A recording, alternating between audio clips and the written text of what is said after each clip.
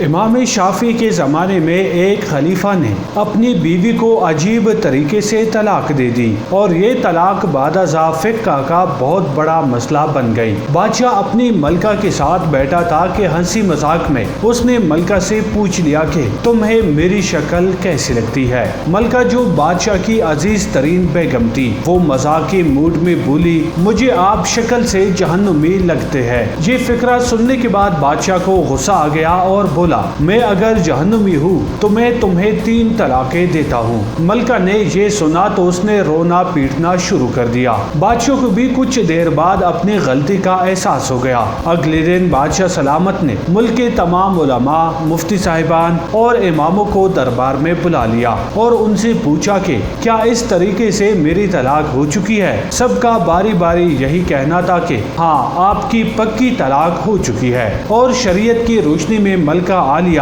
اب آپ کی زوجان نہیں رہی۔ لیکن اس محفل میں ایک نوجوان مفتی بھی موجود تھے۔ وہ ایک طرف ہو کر بالکل خاموش بیٹھے رہے۔ بادشاہ نے ان سے بھی یہی سوال پوچھا تو انہوں نے عرض کیا، جناب یہ طلاق نہیں ہوئی کیونکہ آپ نے مشروط طور پر کہا تھا کہ اگر میں جہنمی ہوں تو میں تمہیں 3 طلاقیں دیتا ہوں، اور ابھی تک یہ طے نہیں ہوا کہ آپ جہنمی ہے کہ نہیں۔ آپ کو اگر کوئی شخص جنتی ہونے کی گارنٹی دے دے تو آپ کی یہ طلاق نہیں ہوگی۔ بادشاہ سلامت نے جوشیلی انداز میں پوچھا، لیکن مجھے اس چیز کی گارنٹی کون دے گا؟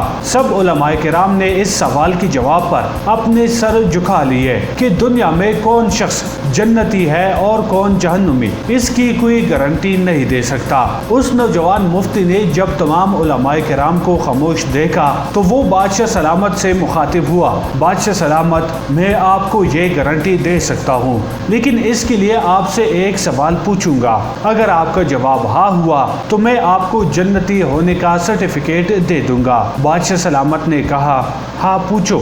نوجوان مفتی نے پوچھا، کیا آپ کی زندگی میں کبھی کوئی ایسا موقع آیا تھا کہ آپ گناہ پر قادر تھے لیکن آپ نے صرف اللہ تعالیٰ کے خوف سے وہ گناہ چھوڑ دیا تھا؟ بادشاہ نے سر اٹھایا اور کہا، ہاں، ایک بار ایسا ہوا تھا۔ میں اپنی خوابگاہ میں داخل ہوا تھا اور وہاں ایک نوکرانی صفائی کر رہی تھی۔ وہ لڑکی انتہائی خوبصورت تھی۔ میں بھٹک گیا۔ میں نے دروازہ اندر سے بند کر لیا۔ میں غلط نیت سے اس لڑکی کی طرف بڑھا تو اس نے رونا شروع کر دیا اور وہ چلا کر بولی، اے بادشاہ، اللہ سے ڈرو، وہ تم سے زیادہ طاقتور ہے۔ میں نے جب یہ سنا تو میرے اوپر اللہ تعالیٰ کا خوف طاری ہو گیا۔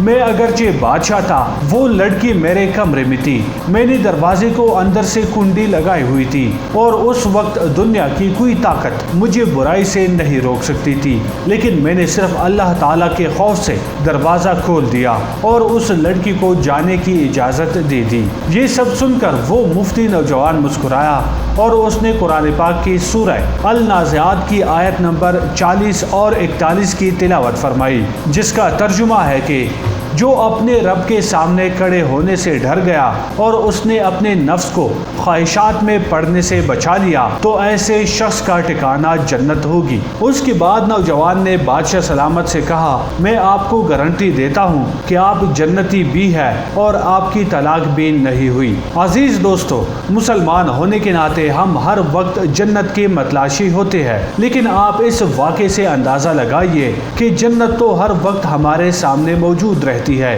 اس کے لیے صرف ایک چیز کی ضرورت ہوتی ہے اور وہ یہ ہے کہ ہم خوف خدا کی وجہ سے ہر اس گناہ سے توبہ کریں جس کو کرنے کی ہمارے اندر طاقت اور قدرت موجود ہوتی ہے۔ اللہ تعالی ہمیں اپنے خوف میں مبتلا رکھے اور ہر قسم کے گناہ سے بچائے رکھے۔